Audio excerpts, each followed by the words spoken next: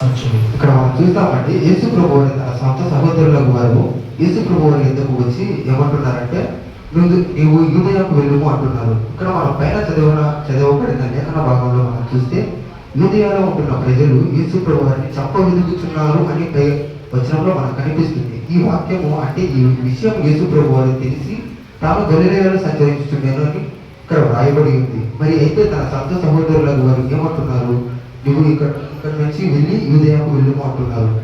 వారి ఉద్దేశం, వారి ప్రణాళిక, వారి ఆలోచన విధానం ఎలా ఉందంటే, యేసు ప్రభు వారిని అప్పగించాలి, యేసు ప్రభు గారిని చంపేయాలని వారి ఆలోచన విధానము మనకు కనిపిస్తుంది. మరి 2వ వచనంలో మనకు కనిపిస్తుంది, ఆయన సహోదరులైనను ఆయన యందు విశ్వాసం వచ్చలేదు. తన సొంత సహోదరులు అనగా తన తమ్ముళ్ళు యేసు ప్రభు వారిని నమ్మట్లేదు, మరియు ఆయన యందు విశ్వాసం వచ్చలేదు. మనం 2వ లేఖన భాగాన్ని చూస్తే, మార్కు సువార్త 3వ అధ్యాయము 20-21 వచనము.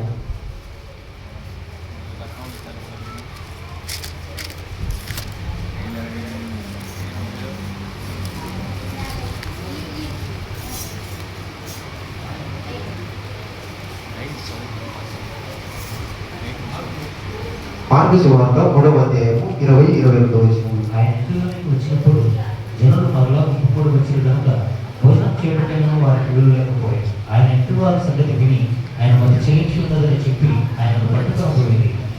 ఇక్కడ యేసు ప్రభు వారిని తన సొంత సహోదరులకు వారు ఎలా అర్థం చేసుకుంటున్నారు, ఎలా వారిని చెప్తున్నారు అంటే, యేసు ప్రభు వారికి మతి చెల్లించింది అంటే యేసు ప్రభు వారిని ఒక పిక్చర్లుగా వారు చూస్తున్నట్లు మనకు కనిపిస్తుందండి. ఇక్కడ ఆ మాట వారు కలిగినప్పుడు అక్కడ యేసు ప్రభు వారు మరియు తన సహోదరులు మాత్రమే అక్కడ లేరు. పై వచనంలో మనకు కనిపిస్తుంది, జనులు గుంపు కూడి వచ్చిరి కనుక అని ఉంది. అంటే అక్కడ జనుల ముందర ఆయనను అవమానపరుస్తున్న రీతి మనకు కనిపిస్తుంది. మొదటిగా వారు యేసు ప్రభు వారిని నమ్మట్లేదు, ఆయన ఎందుకు విశ్వాసం ఉంచట్లేదు, ఆయనని చంపాలని కోరుకుంటున్నారు. మూడవదిగా ఆయనను అవమానపరుస్తున్నారు. మరి ఎందుకు యేసు ప్రభు వారిని వారు అవమానపరుస్తున్నారు, మరి ఎందుకు యేసు ప్రభు వారిని వారు తిరస్కరించుతున్నారు అన్న మాటలు మనం చూస్తే, యేసు ప్రభు వారు ప్రకటించిన బోధన బట్టి ఆయనను వారు తిరస్కరిస్తున్న విషయం మనం చూడగలుగుతాము. పాత నిబంధన గ్రంథంలో యెహోవా మీతో సెలవిచ్చినది ఏమనగా అని వ్రాయబడి ఉంటుంది. అదే కాక మోషే మీకు సెలవిచ్చినది ఏమనగా అని వ్రాయబడి ఉంటుంది. కానీ యేసు ప్రభు కాలంలో యేసు ప్రభు వచ్చేసరికి ఆయన ఏమంటాడంటే, నేను మీతో చెప్పినది ఏమనగా అన్న మాటలను వీరు ఎలా అర్థం చేసుకుంటున్నారంటే, ఈయన దేవుడు కుమారుని చెప్పుకుంటున్నారు, మనకు కనబడుతున్న మెస్సయ్య ఈయన కాదు అని వారు అక్కడ అనుకుంటున్న రీతి మనకు కనిపిస్తుందండి. రెండవదిగా ఈయన విశ్రాంతి దినము గురించి మాట్లాడిన మాటలు, ఈయన విశ్రాంతి దినము పాటించాడు, కానీ ఆయన ఒక మాట అంటాడు, విశ్రాంతి దినము మనుషుల కొరకు ఏర్పరచబడింది, కానీ విశ్రాంతి దినము కొరకు మనుషులు ఏర్పరచబడట్లేదు. ఆ మాటను వాడు తప్పుగా అర్థం చేసుకునేది మనకు కనిపిస్తుంది. మూడవదిగా తాను ప్రకటించుకున్నాడు. ఈ మాటలు యోహాను సువార్తలో చాలా ఎక్కువ సార్లు మనకు కనిపిస్తాయండి. చాలా విషయాలు ఉన్నాయి. యోహాను సువార్త 8వ అధ్యాయము 58వ వచనము, యోహాను సువార్త 10వ అధ్యాయము 30వ వచనము, యోహాను సువార్త 14వ అధ్యాయము 9వ వచనము, యోహాను సువార్త 18వ అధ్యాయము 5-6 వచనములు, యోహాను సువార్త 1వ అధ్యాయము 14వ వచనము, మార్కు సువార్త 16వ అధ్యాయము 62 వచనములు, ప్రకటన గ్రంథము 21:6 వచనములు యేసు ప్రభువు తాను దేవునిగా ప్రకటించుకున్న రీతి మనకు కనిపిస్తుంది. ఈయన ఉపవాసం గురించి కూడా మాట్లాడతారు. మత్తయి సువార్త 9వ అధ్యాయం 14-17 వచనములలో ఉపవాసం గురించి మాట్లాడతారండి. అలాగే కాక మార్కు సువార్త 2వ అధ్యాయం 18-22 వచనములలో ఉపవాసం గురించి మాట్లాడిన మాటలు మనకు కనిపిస్తాయి. అయితే యేసు ప్రభు వారిని వీరు ఎందుకు తిరస్కరిస్తున్నారు అంటే, ఆయన ప్రకటించిన వాటి బోధన బట్టి వీరు ఆయనను తిరస్కరించుతున్న రీతి మనకు కనిపిస్తుంది. అయితే అక్కడ ఉంటున్న పరిచయులు, అక్కడ ఉంటున్న శాస్త్రులు యేసు ప్రభు వారిని నమ్మట్లేదు, ఆయన ఎందుకు విశ్వాసం వచ్చట్లేదు అంటే, అక్కడ ఉన్నటువంటి పరిచయులు, శాస్త్రులు ఆయనను నమ్మట్లేదు అంటే, అక్కడ ఉన్నటువంటి ప్రజలు ఆయనను నమ్మట్లేదని అర్థం. ఎందుకు ప్రజలు ఆయనను నమ్మట్లేదు అంటే, ఇక్కడ ఉన్నటువంటి పరిచయులు, శాస్త్రులు మోషే రాసినటువంటి ధర్మశాస్త్రమును దేవాలయములు బోధించేవారు. వారు ఆయన నమ్మట్లేదు అంటే, అక్కడ ఉన్నటువంటి ప్రజలు కూడా నమ్మరు. ఆ నమ్మని వారిలో తన సహోదరులైన తన సొంత తమ్ముళ్ళు ఉన్నట్లు మనం చూడగలుగుతాము. మరి యేసు ప్రభు వారికి సిలువ వేస్తున్న సమయంలో తన సొంత సహోదరులకు తన తమ్ముళ్ళు ఎక్కడ ఉన్నారు అంటే, వారి ఎందుకు అక్కడ లేరు అన్న విషయాన్ని మనం చూడగలిగితే, ఆ రోజుల్లో ఒక వ్యక్తికి శిలువ శిక్ష వేయబడింది అంటే ఆ వ్యక్తి ఒక క్రూరమైన వ్యక్తి, ఆ వ్యక్తి ఒక తప్పు చేసేలా ఉండాలి. దొంగతనం మనం శిలువలో చూస్తాము, అటుపక్క ఇటుపక్క దొంగలు ఉన్నట్టు మనం చూడగలము. అయితే యేసు ప్రభు వారిని ఎందుకు విషయంలో బట్టి శిలువ వేశారన్న విషయంలో మనం గమనిస్తే యేసు ప్రభు వారి మీద మోపబడినటువంటి నింద ఎటువంటిది అయితే యేసు ప్రభు వారు దేశ ద్రోహం చేశాడని యేసు ప్రభు వారికి శిలువ వేశారు. మళ్ళీ యేసు ప్రభు వారు దేశ ద్రోహం ఏం చేశాడని ఆయన చేసినటువంటి బోధన బట్టి ఆయనను శిలువ వేసిన రీతి మనకు కనిపిస్తుందండి. యేసు ప్రభు వారిని శిలువ ఎందుకు వేశారంటే ఆయన ప్రకటించినటువంటి బోధ. ఆయన అంటున్నాడు, నేను మీతో చెప్పున్నది ఏమనగా అంటాడు. ఒక చోట ధర్మశాస్త్రం గురించి మాట్లాడతాడు, ఒక చోట అనేక వాళ్ళు ఆయన తనలో తాను దేవుడిగా ప్రకటించుకున్న రీతి మనకు కనిపిస్తుంది. అయితే యేసు ప్రభు వారిని శిలువ వేసుకున్న సమయంలో వారు అక్కడ లేరు అన్నమాట మనకు తెలుసు.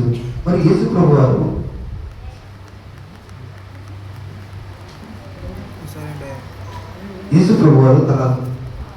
తాను ప్రేమించినటువంటి శిష్యునికి ఎందుకు అప్పగించాడు అంటే, మొదటిగా యేసు ప్రభు వారు మనకు చాలా వాక్యంలో కనిపిస్తాయండి. నిర్గమకాండము 20:12 తల్లిని తండ్రిని సన్మానించేవాడు దీర్ఘాయుష్మంతుడగును అని వ్రాయబడి ఉంటుంది. ఈ మాటను బట్టి మన యేసుక్రీస్తు ప్రభు వారు ప్రేమించిన రీతి, తల్లి పట్ల తను కలిగినటువంటి బాధ్యతను మనకు తెలియజేస్తున్నాడు. యేసు ప్రభు వారు నలిగిన శరీరముతో ఆకాశములకు భూమికి మధ్య వేలాడుచు తన తల్లిని మర్చిపోలేదు. ఈరోజు ఒక ఉన్నతమైన స్థానంలో ఉంటూ ఒక ప్రతిభ ఉండి ఇక్కడ మనం కూర్చొని మన తల్లిదండ్రులను మనము సన్మానిస్తున్నామా, మన తల్లిదండ్రులను మనము ప్రేమిస్తున్నామా, మన తల్లిదండ్రుల పట్ల మనము బాధ్యత కలిగి ఉన్నామా? ఇక్కడ యేసు ప్రభు వారు ఆ రోజు అక్కడ తన తల్లి పట్ల తనకున్న బాధ్యతను, తనకున్నటువంటి ప్రేమను నిరూపిస్తూ యేసు ప్రభు వారు ఈ మూడవ మాట పలికాడు. అయితే ఈరోజు సజీవులుగా నిజమైన దేవుడు యేసుక్రీస్తు అని, ఆయన వల్లనే మన పరలోక రాజ్యంలో చేరతామని నమ్ముతూ విశ్వసిస్తున్న మనము మన తల్లిదండ్రులను ప్రేమించేవాడిగా ఉంటున్నామా లేదా? ఒకవేళ వారిని నిర్లక్ష్యం చేస్తే బైబిల్ గ్రంథంలో రాయబడుతుందండి. లేవియా కాండము, మీలో ప్రతి వాడు తన తల్లికి తన తండ్రికి భయపడవలేడు. ఈరోజు ఎంతమంది తన తల్లిదండ్రులకు భయపడుతున్నారు? కానీ యేసు ప్రభు వారు 30 సంవత్సరాలు తన పరిచయను మొదలు పెడితే 30 సంవత్సరాలు తన తల్లిదండ్రుల దగ్గర ఉన్నాడని, 3.5 సంవత్సరంలో మాత్రమే ఆయన పరిచయం చేస్తున్న విధానము మనకు కనిపిస్తుంది. అయితే తల్లిదండ్రులకు మనం భయపడేవారిగా ఉన్నామా? ఇంకో మాట రాయబడుతుందండి, సామెతల గ్రంథము 23:22.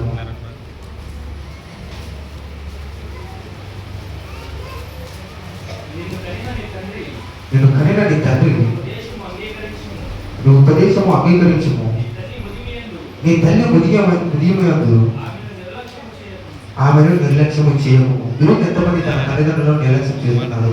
ఒకప్పుడు తను తిని తను తాగక నీకు పెట్టి ఈరోజు నేను ఈ స్థానంలో ఉంచినటువంటి నీ తల్లిదండ్రులను మనం గౌరవిస్తున్నామా, సన్మానిస్తున్నామా, వారి పట్ల మనం బాధ్యత కలిగి ఉన్నామా, వారి పట్ల మనము ప్రేమ కలిగి ఉన్నామా? ఈరోజు వారిని నిర్లక్ష్యపరుస్తున్నామేమో. జాగ్రత్త. ఎందుకు ఈ మాట అంటున్నానంటే, ద్వితీయోపదేశకాండము 27:16 తల్లిని తండ్రిని నిర్లక్ష్యము చేయువాడు శాపగ్రస్తుడు అని బైబిల్ చెప్తుందండి. ఎందుకు ఈ మాట చెప్తున్నానంటే, నీ తల్లిదండ్రులను నువ్వు సన్మానించాలి. ఆ రోజు నలిగినటువంటి శరీరముతో ఆకాశములకు భూమికి మధ్యలో కాసేపట్లో చనిపోతాము అన్న విషయము తెలిసిన యేసు ప్రభు వారు తను కలుగుతున్నటువంటి మాట ఏంటంటే, తన తండ్రిని తన బాధ్యత కలిగి, తన ప్రేమ కలిగి, తను ప్రేమించినటువంటి శిష్యునికి అప్పగిస్తున్నాడు. ఈరోజు మనకు తెలియజేస్తున్న వాక్యం ఏంటంటే, నీ తల్లిదండ్రులకు నీవు లోబడి ఉన్నావా? నీ తల్లిదండ్రులను నువ్వు ప్రేమించగలుగుతున్నావా? నీ తల్లిదండ్రులను నీవు నిర్లక్ష్యం చేస్తున్నావేమో. జాగ్రత్త. నీ తల్లిదండ్రులను నీవు సన్మానించాలి. ఇక్కడ మనం చదివినటువంటి వాక్య లేఖన భాగంలో బట్టి యేసు ప్రభువు మనకు తెలియజేస్తున్న మాట ఏంటి? కనుక మన తల్లిదండ్రులకు మనం లోబడి, మన తల్లిదండ్రుల మాటలు మనం వినిచు, మన తల్లిదండ్రులకు మనం భయపడుచు, వారిని సన్మానించేవారుగా మనం ఉందాము. ఈ కొద్ది వాక్యం దేవుడు దీవించి ఆశీర్వదించుగాక. ఆమేన్.